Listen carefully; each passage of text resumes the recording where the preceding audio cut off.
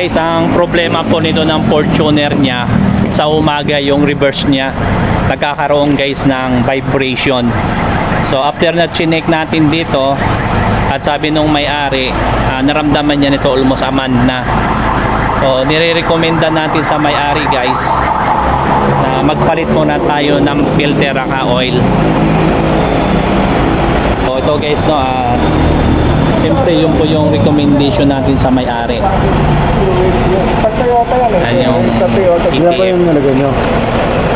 Yan po yung nilagay ninyo. Oo, ito ang nilagay namin sa pag-transmission. Okay naman po. Ito yung kanya po makina.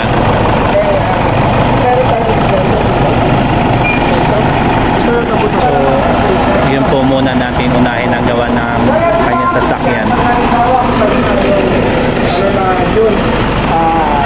Parado lang. No. Di ba ang operation ng naka-drive? Di ba pagkabarado lang? Ito 100 dapat. Naka-drive siya. Hindi siya patin. Pag-drain kasi hirap. Pag-drain kasi hirap.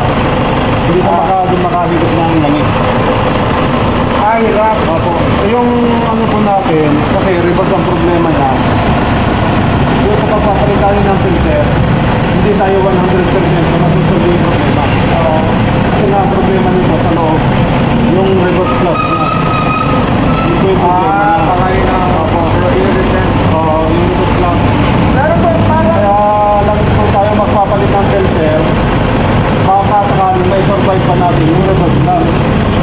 Umuki siya. Kung pagkalimit sa umuki, ang pagkalimit natin, magbababa na tayo, marirebuild. Yun ang unang mga step. Hindi lalo lalagay natin. Pwede rin po tayo sa rebuild. Doon na tayo patambukin na natin yung reverse clutch.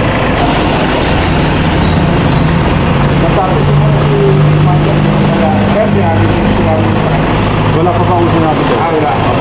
So yun po yung unang step. Paano? Opo, sir. Tawag kayo opo. Sir, maraming salamat sir. Okay po ba sir? Okay lang. Ano po? Si Sir John po. Okay naman po ba yung pag-check po namin sa sakyan niyo, sir? Satisfy po ba naman kayo? Okay naman. Baka pwede ka rin mangyari. Approachable po ba yung mga tao po namin dito sa Starmatic po? Approachable. Lahat naman. Okay po. Sige po, maraming pong salamat, sir. Sir John, alis na siya. Sige, alis na ako. Sige, sir. Ingat po kayo, sir. Dito na ako dadaan sa Hindi na ako sa katmo. Diretso.